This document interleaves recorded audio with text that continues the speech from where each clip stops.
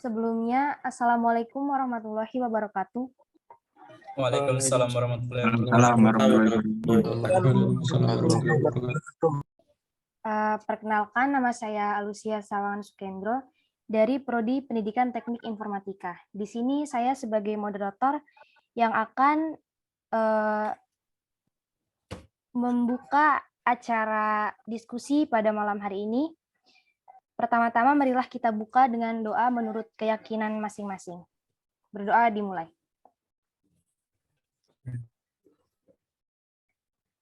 Berdoa tidak dibatasi.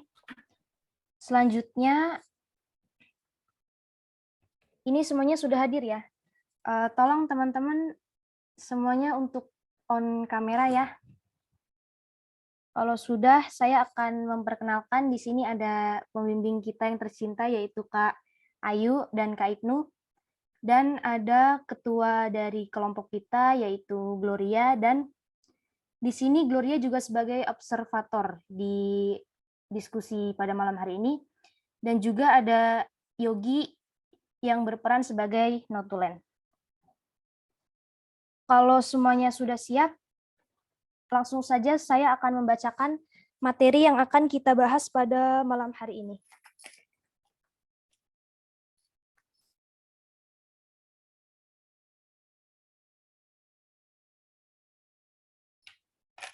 Materinya yaitu berjudul Kebijakan Teknologi di Indonesia, menguntungkan atau menyengsarakan. Ini teman-teman udah pada siap semua kan? Siap. Aku bacain materinya ya. Mohon didengarkan dan dipahami. Kebijakan teknologi merupakan sebuah hal yang sudah sepatutnya dilakukan untuk menjaga tatanan sosial dan moral masyarakat agar tetap terjaga dan tidak menyimpang. Indonesia sendiri mempunyai kementerian yang menjadi payung untuk setiap teknologi, komunikasi, dan informasi di Indonesia, yaitu Kementerian Komunikasi dan Informatika, atau yang biasa kita singkat dengan sebutan Kominfo. Penggunaan teknologi dan penyebarannya sudah seharusnya ditangani dengan baik oleh suatu negara, agar tetap dalam rasio aman, yaitu bebas dari kebocoran data individu, terjaga dari serangan hacker, serta memiliki enskripsi yang baik. Selain kebijakan yang bersifat mengatur konsumen, pemerintah juga telah membuat kebijakan bagi perusahaan rintisan atau startup yang bergerak di bidang teknologi. Kebijakan negara dalam mengatur jalannya teknologi dan informasi pada tiap negara berbeda-beda. Salah satu contohnya di negara Tiongkok. Nah, Tiongkok ini mereka berani ambil sikap untuk melakukan pemblokiran terhadap puluhan atau bahkan ratusan aplikasi yang datang dari luar negeri. Tujuannya yaitu agar membuat aplikasi mereka sendiri bebas dari konten asing dan terjaga. Nah, baru-baru ini yang kemarin sempat marak diperbincangkan di Indonesia, juga banyak orang yang menentang ya.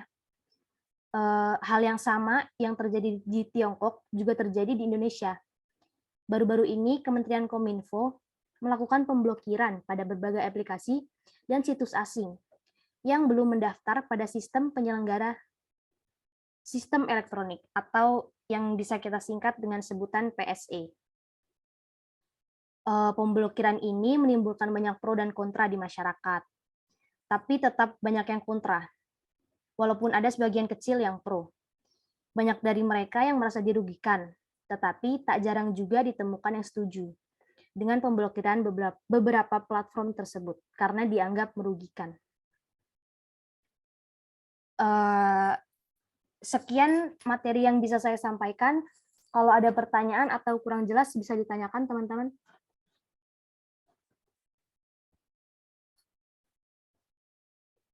Nggak ada ya? Jadi materinya sudah Siap, sudah jelas, Kak. oke. Terima kasih. Lalu akan saya lanjutkan dengan pertanyaannya.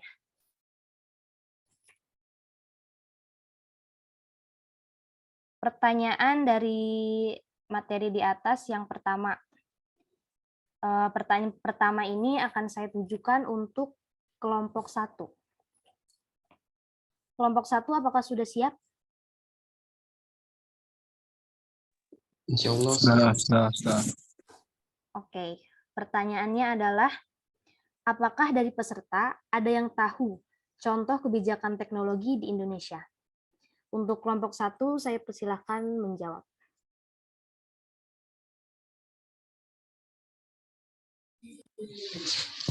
Baik, sebelumnya saya dari kelompok 1, nama saya Isa Asmaul-Husna, Prodi Pendidikan Teknik Informatika. Di sini saya akan menjawab salah satu contoh kebijakan teknologi di Indonesia itu adalah yang dilakukan oleh pemerintah atau Kominfo di Indonesia adalah adanya Undang-Undang ITE dan kebijakan PSE atau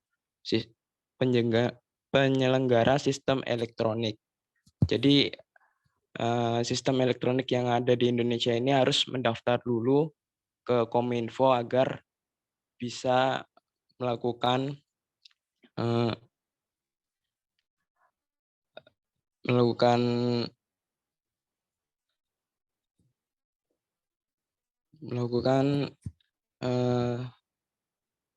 penyelenggaraan sistem elektronik itu Indonesia sendiri. Mungkin kurang lebihnya ada yang bisa menambahkan dari kelompok saya. Iya, untuk anggota kelompok 1 dipersilakan menambahkan jika ada yang mau ditambahkan. Perkenalkan, nama saya Miftahul Abbas. Contoh kebijakan itu tuh dilihat ada 4 aspek, yaitu hukum, moral, etnik, dan nilai. Yang pertama hukum, aspek hukum terkait dengan undang-undang atau peraturan yang wajib dipatuhi oleh seluruh pihak yang terlibat dalam penggunaan fasilitas IT. Moral, segala tindakan yang melanggar moral seperti tindakan asusila, pornografi, pelecehan terhadap pihak tertentu melalui fasilitas IT harus ditindak tegas. 3. Etnik, sikap dan perilaku dalam menggunakan fasilitas IT. 4.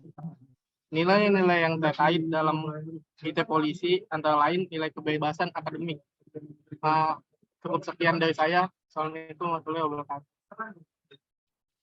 Waalaikumsalam warahmatullahi wabarakatuh. Terima kasih, Sabas, atas tambahannya. Untuk anggota kelompok 1 yang lain, apakah ada yang masih mau ditambahkan? Saya persilahkan.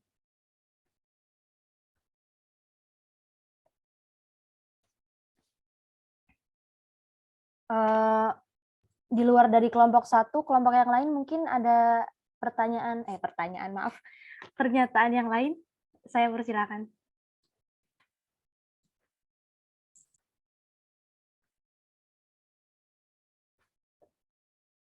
Ayo kelompok lain kalau ada. Kebijakan teknologi yang dilakukan di Indonesia adalah pertama, memperbaiki kualitas layanan digital untuk meningkatkan efisiensi dan daya saing sektor pendukung pertumbuhan ekonomi Indonesia. Ini dikatakan oleh redaksi Warta Ekonomi. Lalu, mendorong pengembangan finansial teknologi untuk mendukung pertumbuhan ekonomi dengan memaksimalkan dukungan konektivitas internet dan penetrasi telepon genggam. Lalu memperkuat ekosistem inovasi dengan kolaborasi antara pemerintah, pelaku bisnis, institusi pendidikan, dan komunitas. Sekian dari saya. Terima kasih Ataka atas tambahannya. Ini Ataka, mohon maaf, dari kelompok 1 atau kelompok lainnya? Kelompok 1. Oh ya, baik. Berarti kelompok 1 ini sudah 3 orang yang menyampaikan pendapat. Apakah yang satu lagi akan menyampaikan pendapat sekalian atau tidak?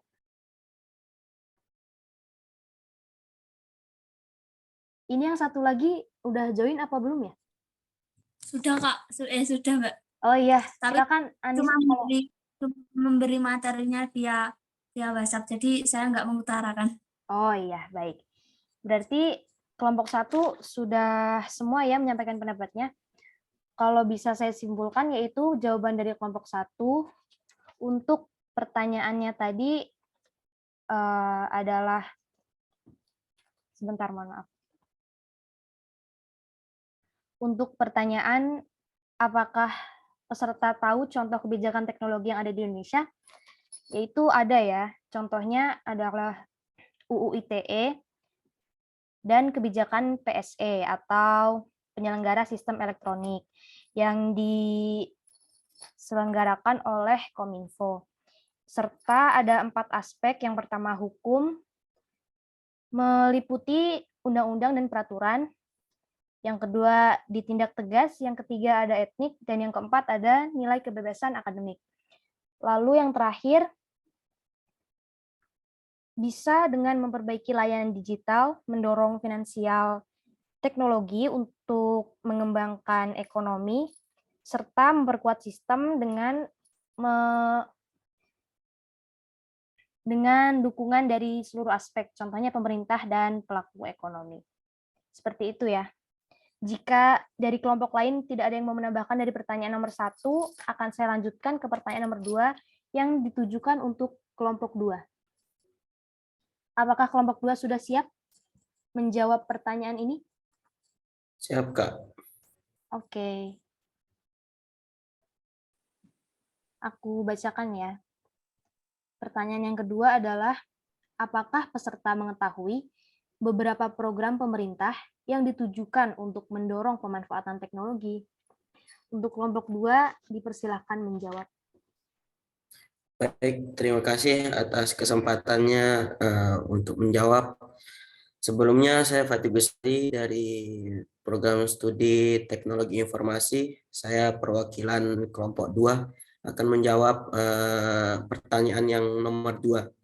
Nah, dari pemanfaatan teknologi di Indonesia itu sudah disampaikan oleh Menteri Kominfo Bapak Radiantara yang berisi 3 aspek strategi untuk mendorong pemanfaatan teknologi di Indonesia. Yang pertama itu melakukan literasi digital kepada masyarakat agar tidak terjebak ketika memilah dan memilih informasi. Yang kedua, melakukan pencegahan terhadap informasi yang belum jelas. Yang ketiga, pemanfaatan teknologi juga untuk mendukung proses bisnis seperti pengojek yang sebelumnya konvensional menjadi online. Begitu, Kak. Terima kasih atas kesempatannya. Baik, jawaban yang diberikan Fatih ini sangat bagus ya. Apakah anggota kelompok 2 yang lain ingin menambahkan? Kalau ada, dipersilahkan. Iya. Sebelumnya, perkenalkan, saya Tia Amirada, saya dari kelompok 2. Di sini saya mau berbicara tentang, tahu nggak sih tentang teknologi yang ingin dimajukan oleh pemerintah? Ada salah satu contohnya itu pengisian BBM yang mau diberikan aplikasi untuk membeli bensin. Nah, itu menurut saya kemajuan teknologi yang baik, tapi juga menimbulkan pro dan kontra. Seperti apakah bisa di pom bensin menggunakan handphone? Tapi itu yang diberikan pemerintah supaya teknologi ini semakin maju dan bisa dipakai yang untuk kegiatan yang bermanfaat. Itu saja yang bisa saya sampaikan. Baik, terima kasih Tia atas pernyataannya. Apakah ada lagi yang mau menambahkan? Atau kalau yang dari kelompok lain ingin menambahkan, dipersilahkan.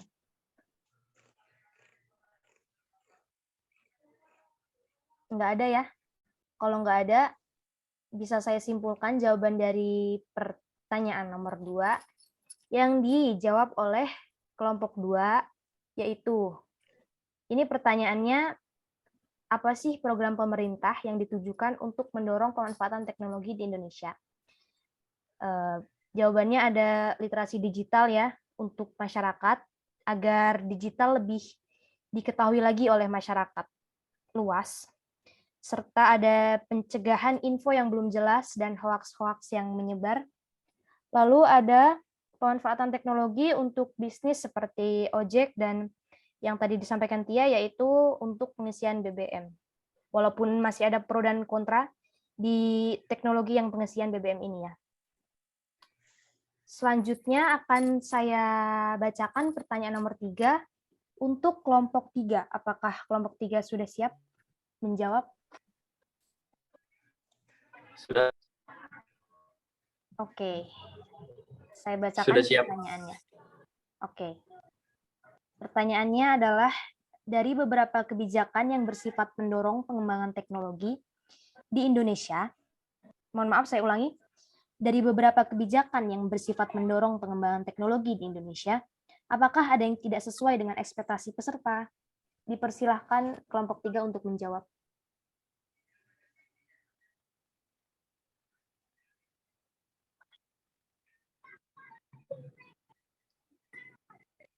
Oke. Sebelumnya di sini saya perwakilan dari kelompok 3. Perkenalkan, nama saya Muhammad Fariliana Putra, Prodi Teknik Elektronika. Ada yang tidak sesuai, yaitu pemblokiran beberapa situs seperti PayPal yang menyebabkan beberapa pekerja kreatif atau freelance, contohnya di marketplace, Fiverr yang selama ini mendapat penghasilan dari PayPal tidak dapat menerima uang. Salah satu fungsi PayPal adalah satu jalan pembayaran yang mudah diterima oleh situs pembayaran online e-commerce di beberapa negara. Contohnya penyebaran teknologi pada daerah kecil.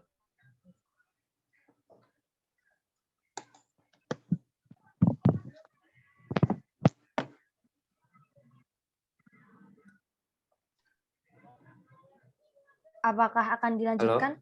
Ya. Apa kedengaran suaranya? Iya, kedengeran kok. Boleh dilanjutkan.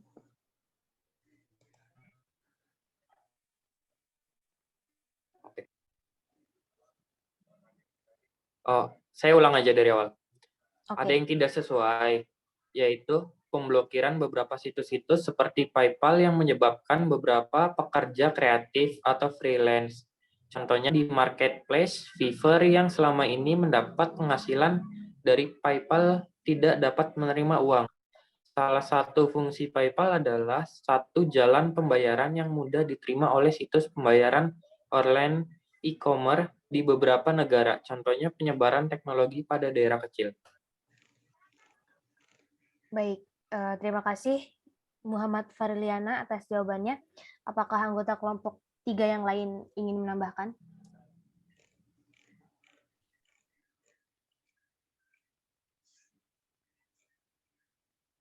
Kalau nggak ada, Sepertinya sudah. oh iya.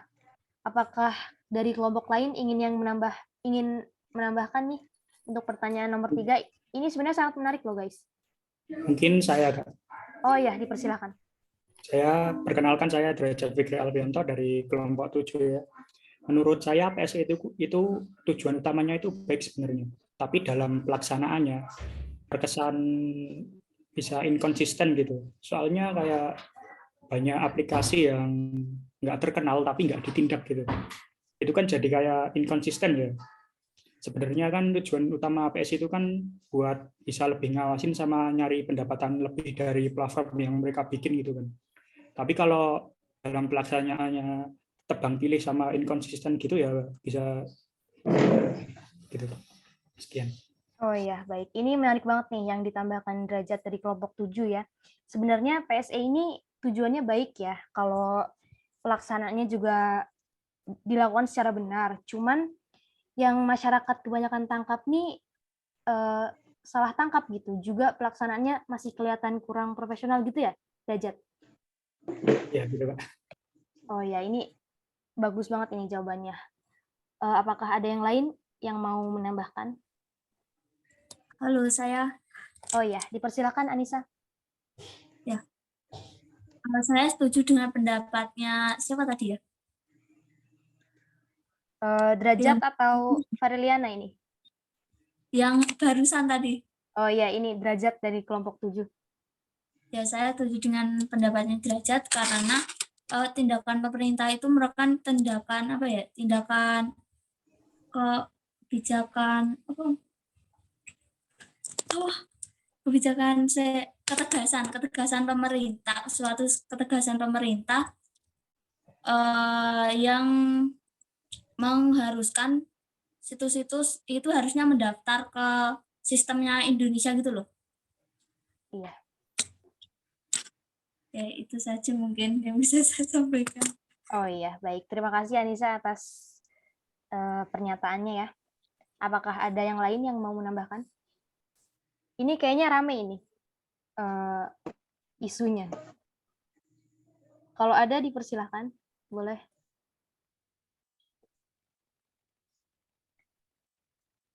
Kalau nggak ada, bisa saya lanjut ke pertanyaan yang selanjutnya ya. Untuk pertanyaan nomor 4 yang ditujukan buat kelompok 4.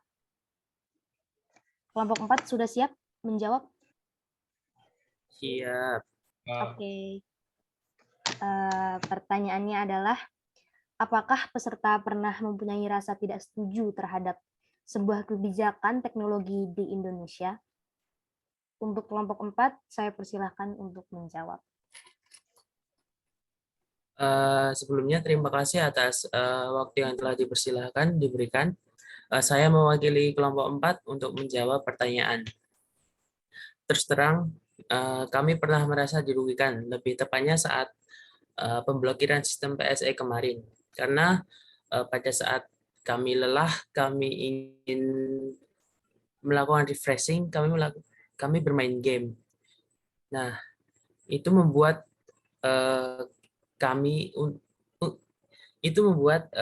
kesulitan kami untuk bermain game karena situs tersebut telah diblokir. Jadi, kami langsung tidak bisa bermain. Yang berdampak sampai sekarang, yang kami belum bisa merasakan hiburan intens karena adanya PKKMB hari ini. Selain itu, pemblokiran tersebut juga membuat saya tidak fokus ketika melakukan beberapa pekerjaan. Karena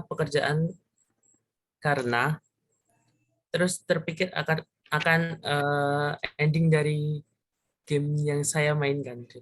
Terima kasih atas waktu yang diberikan. Baik, terima kasih Ahmad atas jawabannya. Jadi kalau Ahmad ini terfokus di pemblokiran game itu ya? Iya. Iya. Untuk anggota kelompok 4 yang lain, jika mau menambahkan, dipersilahkan.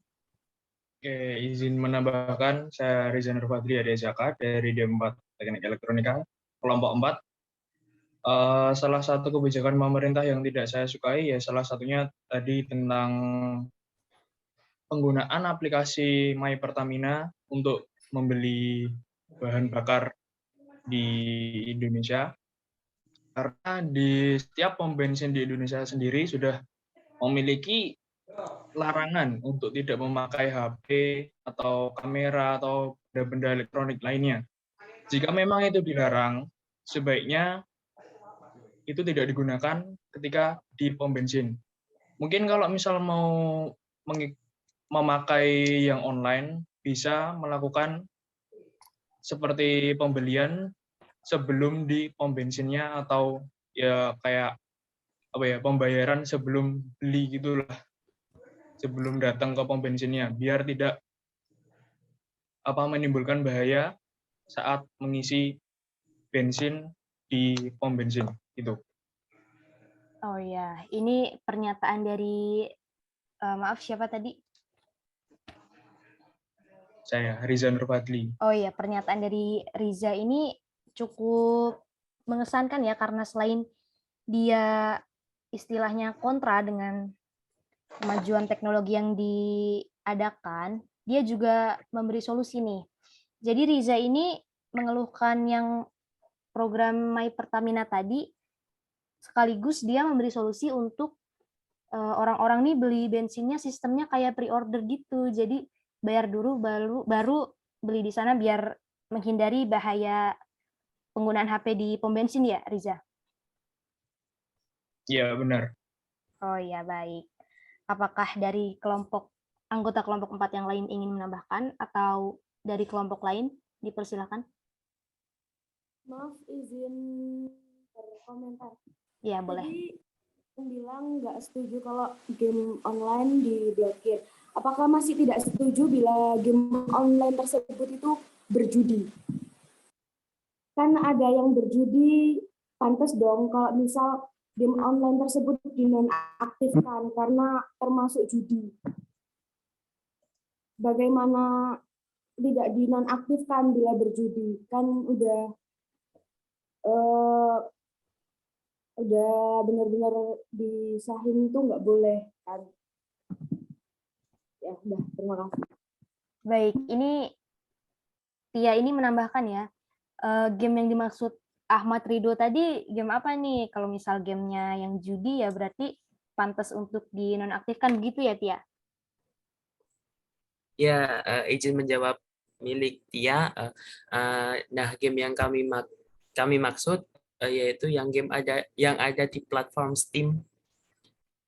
Begitu. Nah, untuk game yang berjudi saya tidak pernah memainkannya. Terima kasih. Iya, makasih Ahmad Ridho untuk jawabannya. Tia, apakah ingin menjawab lagi atau tidak? Boleh izin menambahkan? Silakan. Untuk yang pemblokiran game-game itu tersebut, yang kemarin menjadi viral adalah yang diblokir adalah situs game yang itu sebenarnya tidak seperti yang game-game judi atau yang lainnya, tetapi seperti Steam, terus ya ada apa lagi ya, yang lainnya lah pokoknya.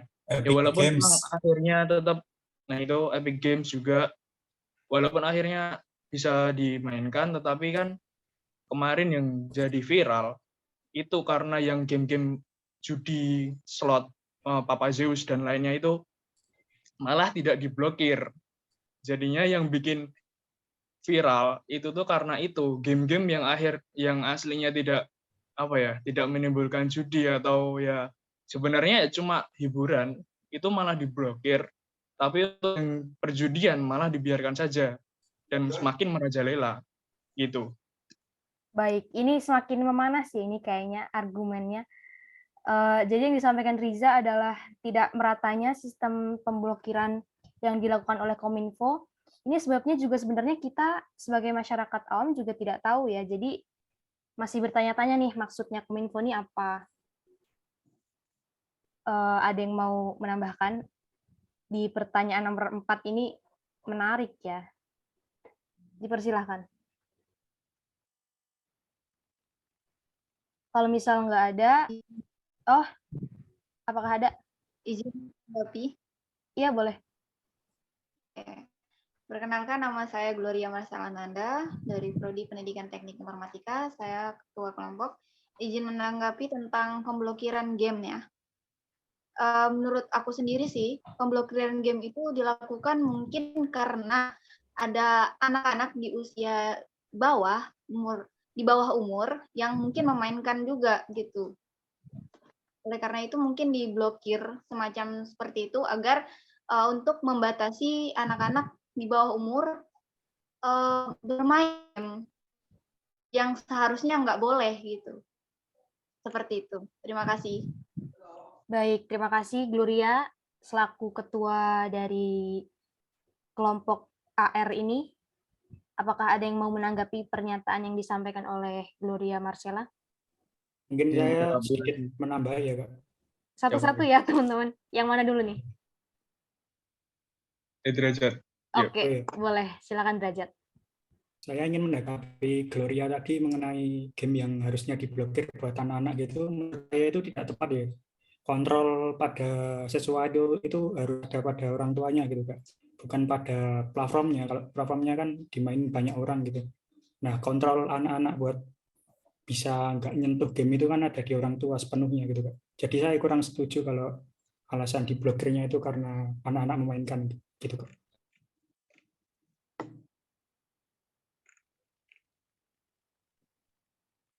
Maaf, Kak, masih ke-mute. Iya, saya ulangi. Terima kasih Derajat. Apakah ada yang mau menambah argumen? Izin menambahkan? Mohon maaf, tadi Riza jadi nggak ya? Ya, jadi. Berarti Hanif abis Riza aja ya? Oke ya, seperti yang dikatakan Derajat tadi, ya sebenarnya kalau masalah kontrol untuk bermain game di online atau yang lainnya itu memang kontrol sebenarnya berada di tangan orang tua.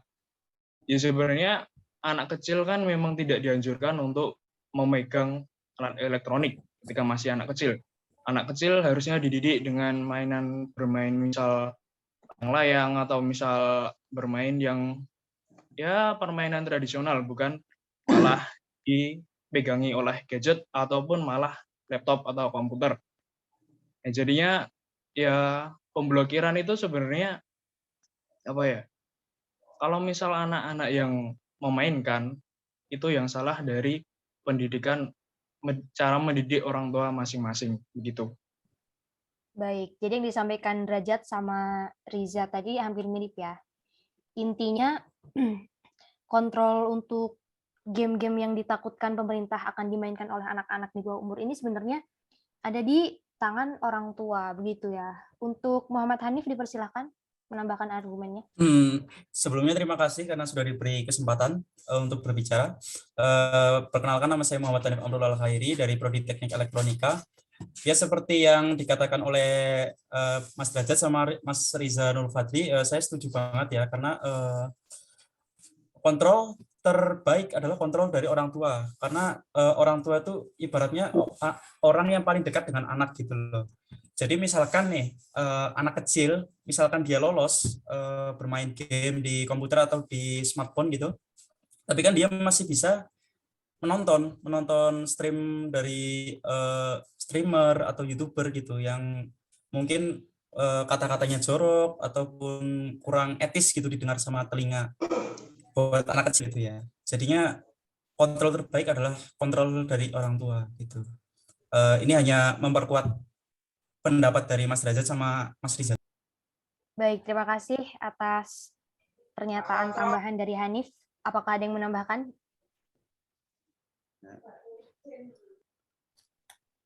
Kalau misalnya tidak ada, berarti saya tutup jawaban-jawaban dari pertanyaan nomor 4 ini dan akan saya lanjutkan untuk pertanyaan nomor 5.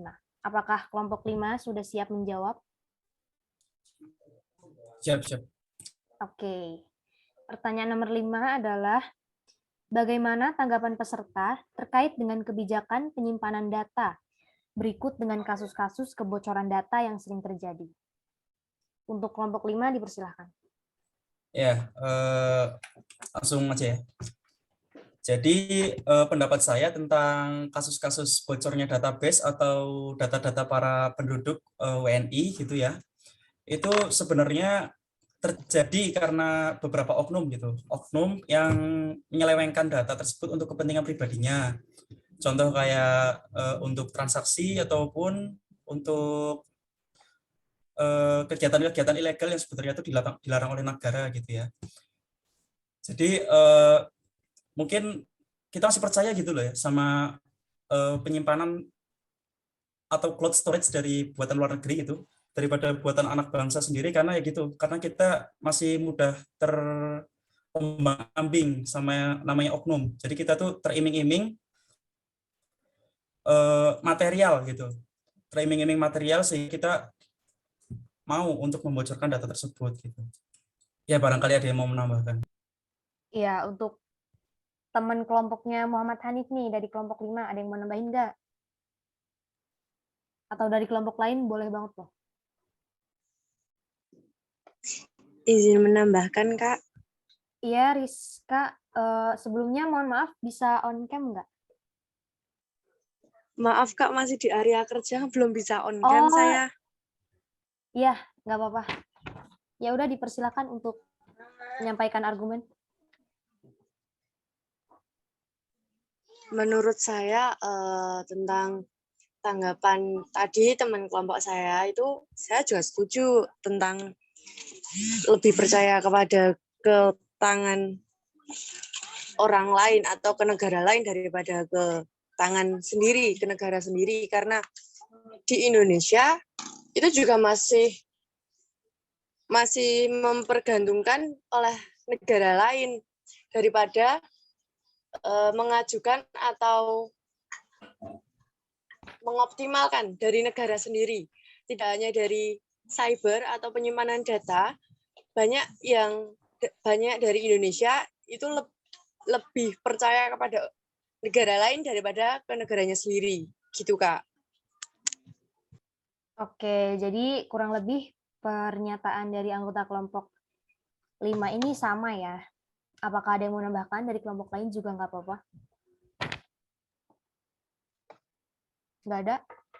Kalau nggak ada, bisa saya simpulkan jawaban dari anggota kelompok 5 yaitu untuk masalah kebocoran data yang kerap terjadi di Indonesia itu disebabkan oleh oknum-oknum curang yang mempergunakan data-data warga Indonesia sebagai senjata buat kepentingan pribadi untuk meraup untung yang lebih banyak ya. Jadi masyarakat untuk Indonesia maaf saya potong ya. Tepatnya oknum-oknum itu memperjualbelikan data-data kita untuk kepentingan pribadi gitu. Oh iya. Jadi datanya warga ini diperjualbelikan ya malahan. Oh iya baik. Jadi masyarakat Indonesia ini masih cenderung percaya kepada pihak asing gitu ya. Mungkin ini juga bisa jadi PR bagi pemegang kekuasaan yang istilahnya bisa mengakses data-data pribadi masyarakat agar lebih amanah lagi ke depannya ya. Jadi ini juga PR untuk negara kita agar menjadi lebih baik lagi. Ini kalau tidak ada yang mau menambahkan, saya lanjut ke pertanyaan yang ke-6. Untuk kelompok 6, apakah sudah siap? Siap. Oke. Pertanyaan nomor 6, yaitu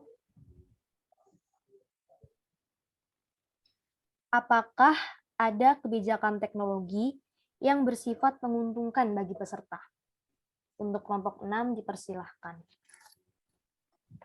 Ya, sebelumnya saya izin menjawab ya. Perkenalkan, saya Ryuken dari kelompok 6, izin menjawab.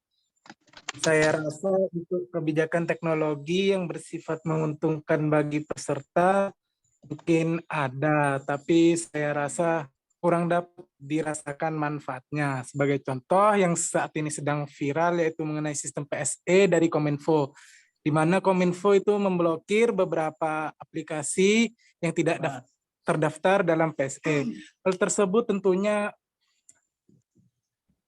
memiliki beberapa dampak buruk yang mungkin sangat dirasakan, baik bagi kita sebagai peserta, mahasiswa, maupun bagi masyarakat umum.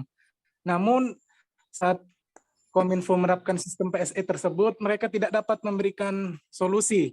Sebagai contoh, PayPal diblokir oleh Kominfo, namun mereka tidak bisa memberikan aplikasi solusi untuk menggantikan PayPal tersebut. Selain itu, mengenai ojek online, sekarang masyarakat sudah banyak yang beralih profesi ke ojek online, namun masih terdapat beberapa masyarakat yang masih melakukan pekerjaan ojek konvensional. Nah, pemerintah di sini kurang dapat membantu masyarakat yang kurang memahami dalam perkembangan teknologi saat ini. Mungkin itu pendapat dan jawaban dari saya. Mungkin teman-teman saya bisa menambahkan. Sekian, terima kasih. Oke, terima kasih Ryuken atas jawabannya. Untuk teman kelompok Ryuken nih ada yang mau menambahkan atau tidak? Saya izin menambahkan. Oke. Sebelumnya perkenalkan, nama saya Dava Zarin Maulana Hanif dari kelompok 6. Saya sangat setuju dengan pendapat Mas Ryuken tadi kalau memang perkembangan teknologi itu kurang dapat dirasakan atau bahkan perkembangan teknologi ini bisa jadi sangat merugikan khususnya untuk masyarakat menengah ke bawah. Karena dengan adanya perkembangan teknologi ini, robot-robot ini akan menggantikan manusia dalam lapangan kerja. Sekian dari saya. Assalamualaikum warahmatullahi wabarakatuh. Waalaikumsalam warahmatullahi wabarakatuh. Terima kasih Dava atas tambahan jawabannya. Apakah ada yang menambahkan lagi? Dari kelompok lain juga boleh dipersilahkan. Izin perkenalkan, nama saya Indra Sigit Kurniawan dari kelompok 6. Saya tidak setuju dengan itu Mohon maaf, Hendra, suaranya kurang terdengar. Maaf, saya Boleh ingin diulang. menambah. Ya, perkenalkan nama saya Hendra Sigit Kurniawan dari kelompok 6 Prodi Pendidikan Teknik Elektronika. Saya tidak setuju peran kebijakan teknologi dapat menguntungkan peserta atau masyarakat Indonesia. Peranannya dapat kita jumpai dalam kehidupan sehari, antara lain dalam hal pendidikan, kesehatan, perbankan, bisnis, maupun perusahaan. Dan dapat dikatakan saat ini kehidupan manusia sangat mengandalkan bantuan teknologi dalam kehidupan sosial ekonominya. Karena teknologi informasi yang perkembangannya begitu cepat, secara tidak langsung mengharuskan manusia untuk menggunakan segala aktivitasnya. Dalam bidang pendidikan teknologi pembelajaran, terus mengalami perkembangan seiring perkembangan zaman. Dalam pelaksanaan pembelajaran sehari-hari, maka teknologi informasi dan komunikasi sering dijumpai kombinasi teknologi audio atau data, video, audio, dan internet. Sekian, terima kasih. Oke, terima kasih Hendra atas tambahan jawabannya. Apakah ada yang mau menambahkan lagi? Izin menambahkan. Boleh, dipersilakan. Sebelumnya, perkenalkan nama saya Abcaka Zulfikar dari kelompok 1. Menurut saya, dari perkembangan teknologi memunculkan dampak negatif. Contohnya, menurunnya sosialisasi manusia. Karena perkembangan teknologi, interaksi antara manusia dapat dilakukan dengan online atau secara HP. Jadi, untuk kedepannya seperti komunikasinya jadi kurang. Demikian dari saya. Oke, jadi yang disampaikan Ataka karena perkembangan teknologi yang sangat pesat membuat interaksi langsung antar manusia menjadi berkurang, begitu ya. Apakah ada yang mau menambahkan? Jadi kelompok mana aja boleh? Aditama mau menambahkan atau bagaimana? Tidak. Oh iya, baik.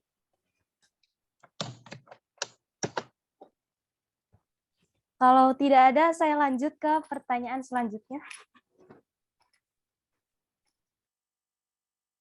Yaitu pertanyaan nomor 7. Apakah kelompok 7 sudah siap menjawab? Insya Allah siap. Oke. Untuk pertanyaan nomor 7, apakah peserta pernah merasa terkekang atau dirugikan dengan adanya beberapa kebijakan penggunaan teknologi di Indonesia? Untuk kelompok 7, saya persilahkan. Oke ya. Nah, saya pernah terkekang ya dengan pemblokiran Reddit gitu. Kalau teman-teman yang kurang tahu, Reddit itu kayak forum semacam Kaskus atau Quora gitu. Nah, kalau dibukanya harus pakai VPN, kalau enggak DNS Cloudflare kalau sekarang. Nah, itu tuh menurut saya agak merugikan gitu. Karena enggak semua konten di Reddit itu negatif, kayak pornografi, terus konten sara gitu. Tapi ada juga kayak pembahasan topik-topik berat, terus problem solving coding kayak Stack Overflow gitu. Dan menurut saya platform netral itu enggak seharusnya diblokir gitu. Karena tergantung pemakaian usernya. Dan solusi dari pemerintah kan selama ini menggambar-gambarkan mari bangun aplikasi anak bangsa gitu kan. Enggak semudah itu. Sebenarnya yang paling susah dari membangun sebuah platform itu kan ada di komunitasnya ya. Tentang bagaimana erat dan luasnya komunitas yang udah kebentuk selama menahun gitu kan. Jadi bisa aja nih kita bikin Facebook ala Indonesia, tapi bentar ada yang pakai enggak gitu. Model bisnisnya jalan enggak gitu. Sekian dari saya. Baik, ini pernyataan yang disampaikan oleh Derajat. Pertama, Derajat menyayangkan pemerintah karena sudah memblokir Reddit. Sementara Reddit adalah aplikasi netral ya, cenderung netral. Dan juga kurangnya persiapan pemerintah untuk menyiapkan aplikasi-aplikasi pengganti yang istilahnya setara dan bisa menggantikan aplikasi yang akan diblokir seperti itu. Apakah dari kelompok 7 nih ada yang mau menambahkan dulu atau enggak nih? Boleh banget untuk menambahkan. pernah merasa terkekang atau dirugikan nggak sih kalian dengan kebijakan penggunaan teknologi di Indonesia? Atau dari kelompok lain selain Permisi. kelompok 7? Oh iya, boleh dipersilakan. Saya Davan Nugraha dari kelompok 4. Saya mau menambahkan argumen saya yang menyetujui pendapatnya Mas Derajat tadi. Terus terang saya juga merasa demikian. Soalnya di Reddit itu banyak banget tips buat bongkar perabotan. Dan karena diblokir itu terus terang saya juga kesulitan buat nyari informasi itu, terutama kalau di IG juga nggak ada. Jadinya sekarang saya harus bukanya pakai Bebas ID atau enggak kalau agak ribet dikit pakai DNS 111 ya. Nah gitu. Jadinya saya mau mendukung pernyataan Mas Derajat aja. Terima kasih. Iya, sama-sama. Jadi benar-benar Mas Derajat dan Mas Dava ini sebenarnya juga mewakili suara hati orang Indonesia ya, karena Reddit ini sejatinya aplikasi yang berguna, begitu ya. Apakah ada yang mau menambahkan lagi? Saya. Oke, dipersilakan. Ya, izin menambahkan tadi yang masalah Reddit itu ya kita juga kan sering pakai ya buat informasi gitu karena ya Reddit itu masuk salah satu penting gitu kan. Nah, yang tadi saya akan menyinggung yang Mas Derajat itu tadi berbicara tentang menggunakan aplikasi buatan anak bangsa ya. Jadi saya kan dulu pernah ada pengalaman mendevelop sebuah aplikasi gitu untuk tour guiding, dan permasalahannya di sini karena ini aplikasi anak bangsa itu tuh harga pembuatannya, harga produksinya itu tuh lebih mahal daripada kita menyewa aplikasi untuk dihadirkan di Indonesia gitu. Itu harganya jauh lebih mahal banget. Itu saja waktu saya mencoba untuk mendevelop aplikasi, itu aplikasi berbasis offline, dananya nggak masuk di akal, padahal dia offline. Apalagi kalau kita misalkan membuat aplikasi seperti mengganti Reddit, itu kayaknya nggak akan mungkin, kecuali kita akan mendapatkan sponsor yang besar dari pemerintah, itu kan terjadi. Gitu. Oke, ini menarik banget ya kisah dari Hanif. Jadi Hanif ini dulu pernah mendevelop aplikasi dan dananya juga tidak main-main ya.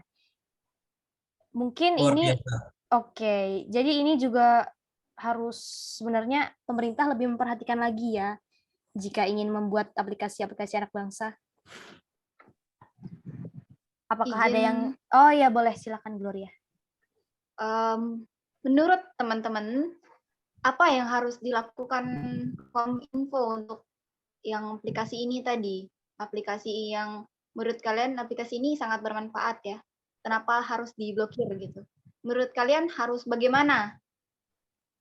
Kominfo apa perlu dibukakan lagi pemblokirannya atau bagaimana? Oke, Kak. Izin menanggapi Gloria ya.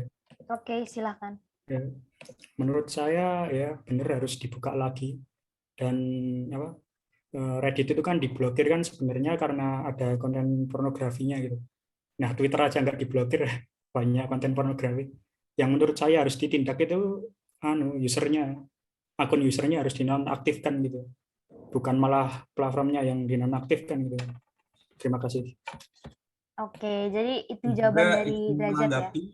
Oke, silakan Hanif. Ya kalau saya sih sebagai warga negara yang baik dan benar, kita tuh wajiblah mengikuti apa kata-kata pemerintah gitu. Jadi kita mau nggak mau ya harus mengikuti, karena kita berhak apa gitu sebagai rakyat biasa kan. Terus juga kalau misalkan pemerintah tidak segera membuka situs-situs seperti Reddit seperti itu, enggak, usernya di-banned, atau enggak kita mendukung anak-anak bangsa dengan cara memberikan donatur atau sponsor yang layak gitu, supaya anak-anak bangsa itu bisa menunjukkan taring mereka gitu terhadap dunia bahwa kita tuh bisa membuat aplikasi sendiri yang kurang lebih mirip dan sama seperti Reddit itu. Oke, baik, menarik nih. Jadi sementara Derajat istilahnya ingin Kominfo kembali membuka aplikasi Reddit ini, tetapi pernyataan dari Hanif tadi dia mendukung untuk pemerintah nih coba kasih perhatian lebih untuk anak-anak bangsa yang ingin membuat aplikasi sendiri yang bisa menyamai atau mungkin bisa melebihi ya, kalau bisa melebihi aplikasi-aplikasi tersebut. Apakah ada yang mau menambahkan lagi?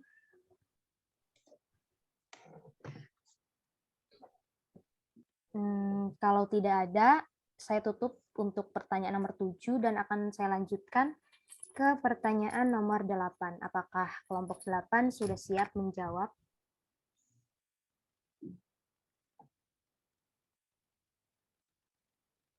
Ini maaf, kelompok 8 ada nggak ya? Sepertinya cuma sampai kelompok 7. Oh iya, mohon maaf, saya lupa. Berarti ini kembali ke kelompok 1 ya, mohon maaf teman-teman. Untuk kelompok 1 siap menjawab lagi ya. Pertanyaan nomor 8. Dibandingkan dengan kebijakan di negara lain, apakah kebijakan di Indonesia termasuk mirip ataukah terlampau jauh tertinggal dengan negara lain nih? Dipersilakan untuk kelompok 1 menjawab lagi. Izin menjawab, saya dari kelompok 1. Perwakilan dari kelompok 1 ingin menjawab.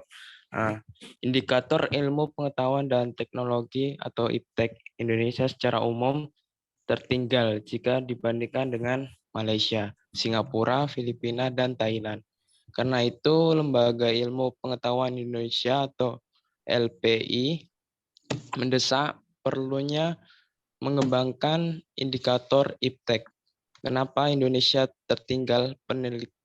Peneliti LPI Dudi Hidayat mengatakan hal itu disebabkan kurangnya political will dari pemerintah dan rendahnya budaya IPTEK di lingkungan masyarakat. Selain itu, anggaran yang dialokasikan pemerintah untuk penelitian dan pengembangan sangat minim. Budaya IPTEK di Indonesia masih rendah. Masyarakat lebih konsumtif daripada produktif. Budaya bangsa secara umum masih belum mencerminkan nilai IPTEK yang mempunyai penalaran objektif, rasional, maju, dan mandiri. Ujar Budi. Ya, sekian menurut saya, pendapat saya dari kelompok 1, wakil dari kelompok 1.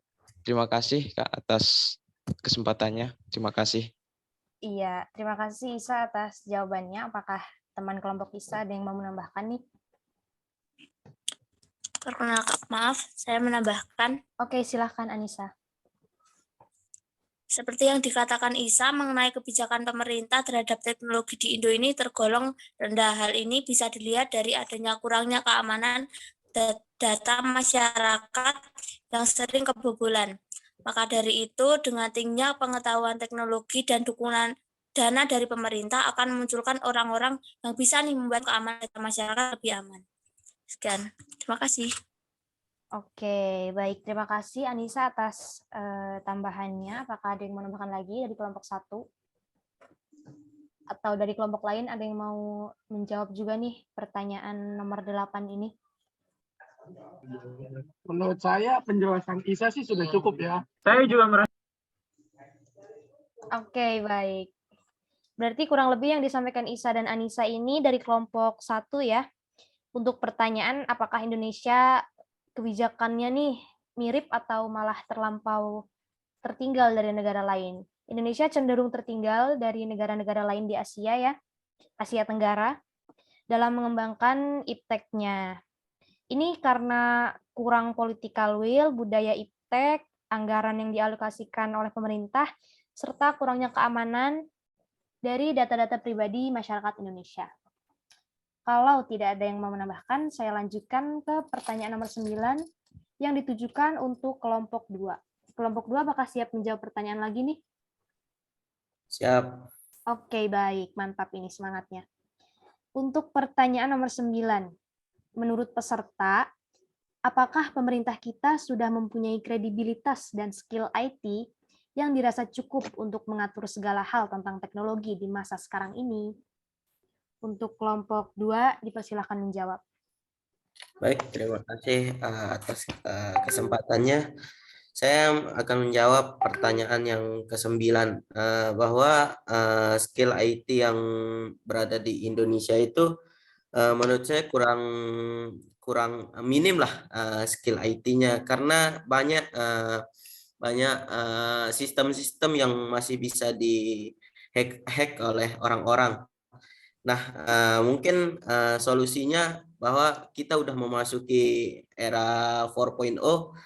Jadi kita harus ada sosialisasi tentang pemanfaatan teknologi di era masa depan gitu. Terima kasih. Baik, apakah dari kelompok 2 ada yang mau menambahkan? Atau dari kelompok lain boleh banget ini kalau mau menambahkan?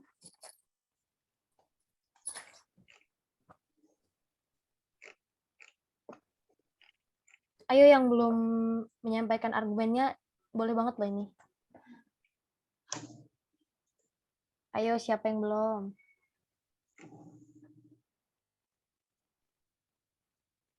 Kayaknya Aditama ini belum pernah menjawab. Aditama dari kelompok berapa? Mohon maaf. Kelompok 2. Oh, ini pas banget loh pertanyaan buat kelompok 2. Ayo Aditama ditambahin dong. Coba ulang tadi pertanyaannya apa? Waduh, Aditama tidak memperhatikan ya ini. Ini aku ulang ya. Teman-teman jangan diketawain dong. Ini pertanyaan nomor 9 ya, Aditama. Menurut Aditama nih, apakah pemerintah kita sudah mempunyai kredibilitas dan skill IT yang dirasa cukup untuk mengatur segala hal tentang teknologi di masa sekarang? Kayaknya sih belum. Ya pemerintah perlu mengadakan les skill IT, habis itu pelatihan soft skill untuk yang remaja, habis itu yang pemuda gitu. Oke, baik. Ini bagus ya Aditama. Gimana? Apakah mau ditambahkan? Udah, enggak. Oke, jadi Aditama ini juga ngasih solusi nih guys, selain pernyataan dia yang bilang kalau skill IT milik Indonesia ini kurang ya. Jadi Aditama ini menyarankan agar pemerintah membuka istilahnya pelatihan-pelatihan untuk generasi muda agar lebih mengenal IT, begitu ya. Apakah ada yang mau menambahkan? Dari kelompok mana aja, ayo. Yang belum menyampaikan argumennya, boleh banget nih. Kayaknya udah semua ya ini. Dan Nendra Dipa nih kayaknya belum menyampaikan argumennya.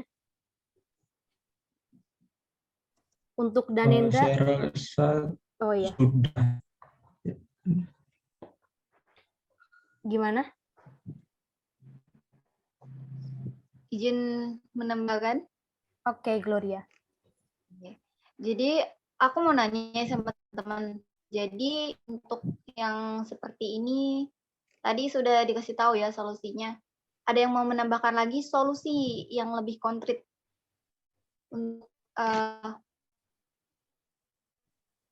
untuk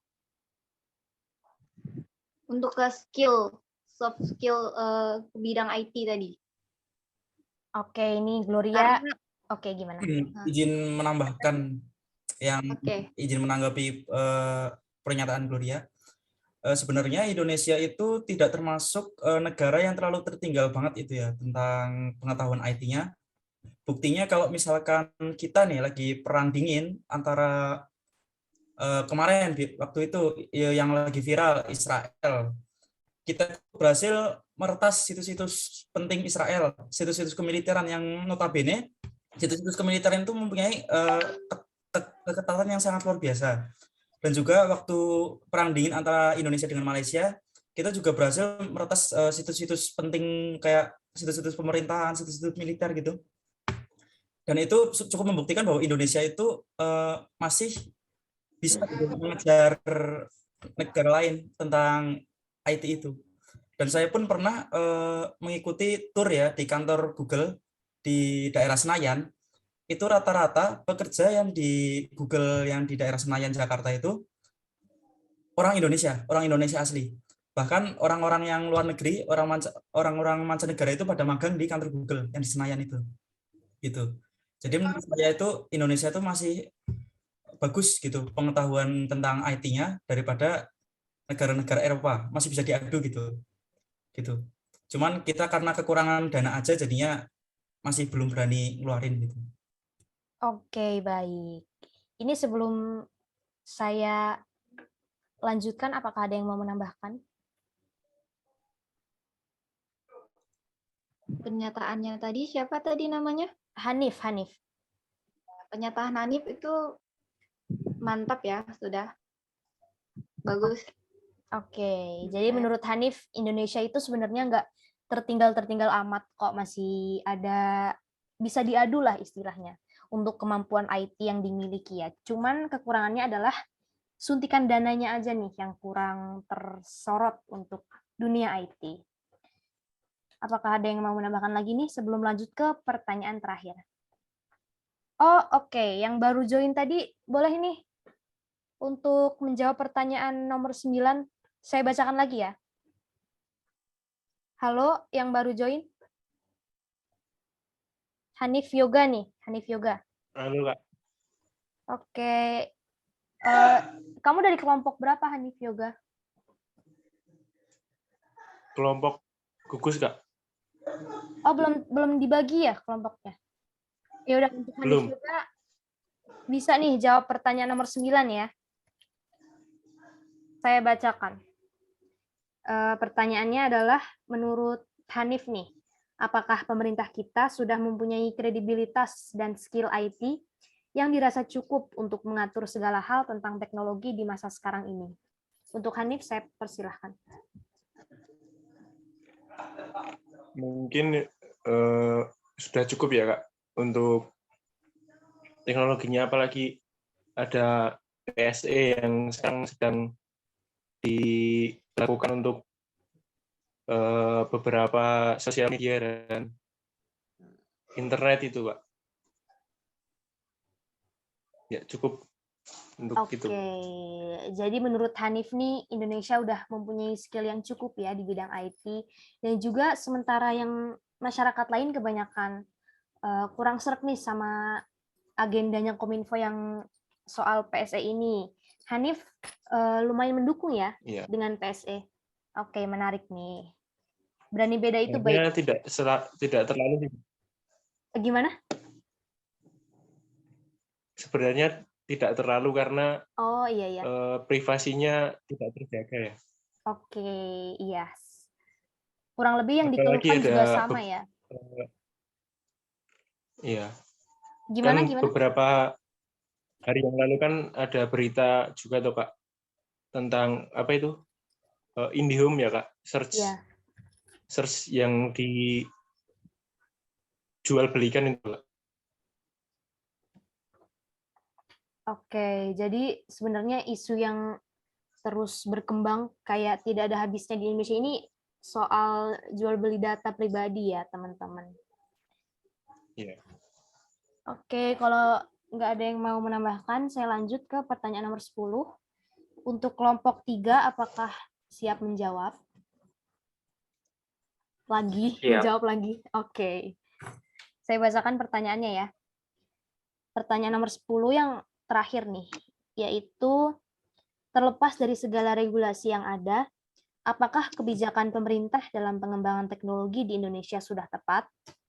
Menurut anggota kelompok 3 gimana nih? Menurut saya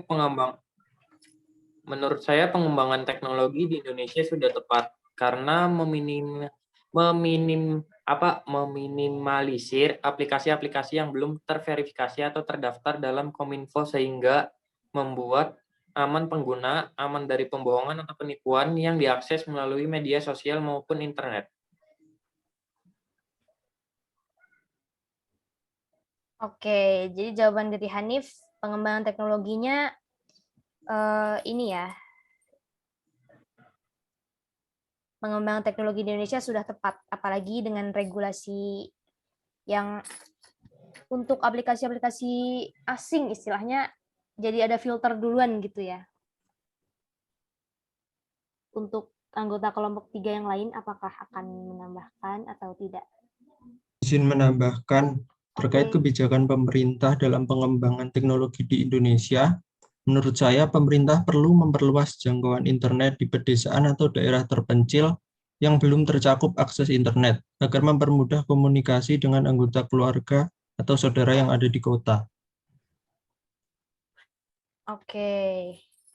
Terima kasih Danendra atas tambahan jawabannya.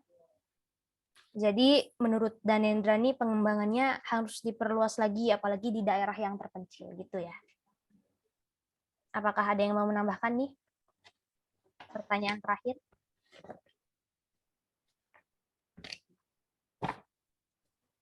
Kalau misal tidak ada, berarti pertanyaan untuk diskusi malam hari ini sudah habis. Selanjutnya adalah saya akan membuat kesimpulan nih atas diskusi malam ini ya teman-teman. Jadi diskusi kita kelompok AR tentang kebijakan teknologi di Indonesia itu cenderung menguntungkan atau menyengsarakan. Jadi dari argumen-argumen yang disampaikan teman-teman semua beraneka ragam ya, ada yang pro, ada yang kontra.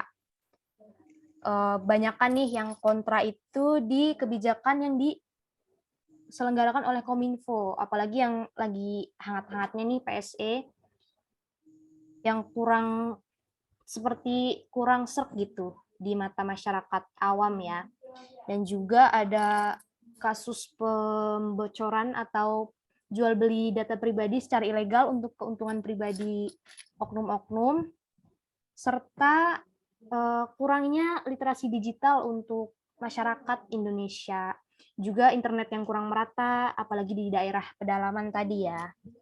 Dan secara umum untuk kemajuan teknologi serta pengembangan IT di Indonesia ini terus berkembang ya, walaupun masih banyak kekurangan dibandingkan negara lain, tetapi kita ini cenderung berkembang terus nih untuk keuntungan, untuk kemajuan bangsa kita sendiri juga. Begitu teman-teman. Sebelum saya tutup, apakah ada yang mau menambahkan atau apa? Silahkan. Ketua kelompok nih, ada yang mau disampaikan tidak, Gloria? Oke, baik. Jadi untuk argumen-argumennya bisa dibilang luar biasa, kalian hebat ya. Jadi apa yang disampaikan tadi semoga bisa bermanfaat ya teman-teman untuk kita semua, baik pribadi atau semuanya. Oke, terima kasih. Oke, terima kasih Gloria selaku ketua kelompok. Untuk kakak-kakak pembina, Kak Ayu atau Kak Ibnu, apakah ada yang mau disampaikan, Kak? Dipersilahkan. Oke, mungkin dari aku, kalian keren sih. Terima kasih, Kak. Good job. Tetap semangat ya teman-teman, buat argumennya udah bagus-bagus semua. Semangat. Oke, Kak Ibnu semangat. mungkin ada masukan lagi Kak Ibnu? Silakan Kak Ibnu. Mungkin enggak sih. Dan ini tadi argumennya pada bagus-bagus semua. Aduh, antusiasnya juga termasuk bagus. Ini tadi 224. Ini kayaknya ada satu anggota yang belum join itu. Enggak apa-apa teman-teman. Atau mau dari kesepakatan bersama aja. Kesepakatan ARD. Gimana nih teman-teman? Ketua. Mungkin disuruh ngeres semua atau gimana gitu, atau meminta permohonan maaf dibikin boleh tuh. Mohon maaf. Ya itu aja nanti. Ini saya enggak. Kayaknya ada yang belum join juga soal ini. Mungkin kayak gitu aja. Soalnya ya takutnya mereka keenakan dia. Terus ini jangan lupa upload buku card di GCR ya. Sama nanti kemungkinan nah itu aja sih. Nah itu aja dulu. Dah. Terima kasih. Ya, terima kasih Kak Ayu dan Kak Ibnu. Nih teman-teman jangan lupa untuk mengumpulkan buku core ya tadi yang disampaikan Kak Ibnu. Juga nanti nih yang satu orang belum join kita bicarakan lebih lanjut ya nanti enaknya gimana. Biar adil juga ke semua. Untuk notulen ada yang mau disampaikan tidak ini? Yogi.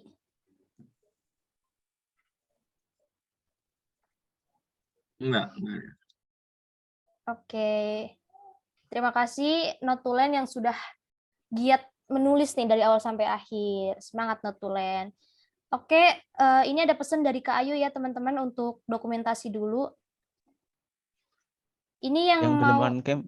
Oh iya, yang belum on cam tuh. Ayo on cam semua. Ya teman-teman, on cam yuk. Ini yang mau tangkap gambar siapa ini, Kak? Mungkin dari teman-teman aja, mungkin ya ada yang jago editing atau bikin template gitu. Oh iya Tadi tuh kasus teman-teman. nanti. Kalau enggak, sebentar. Kayaknya kalau saya yang screenshot nggak bisa deh. Mohon maaf teman-teman. Ada yang bisa nggak ini?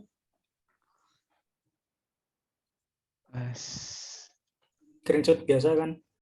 Ya, screenshot biasa aja. Nanti dikirim langsung di GC aja. Siap-siap saya ya. Oke, terima kasih Derajat. Gimana nih posenya, kakak? C. Call. Oke, ayo gini teman-teman, call.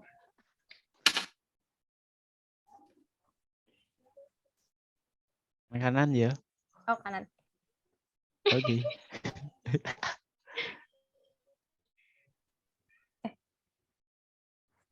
Udah belum guys? Dihitung.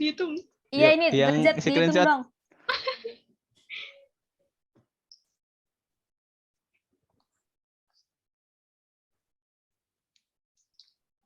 Kalian luar biasa. Aduh. 1, 2, 3. Oke. Mau lagi nggak nih kakak? Sekali lagi, Mas, boleh kali. Ya kayak bebas atau gimana? Bebas sih. Boleh. Oke, yuk gaya bebas yuk. Yang Boleh, kedua boleh. gaya bebas teman-teman.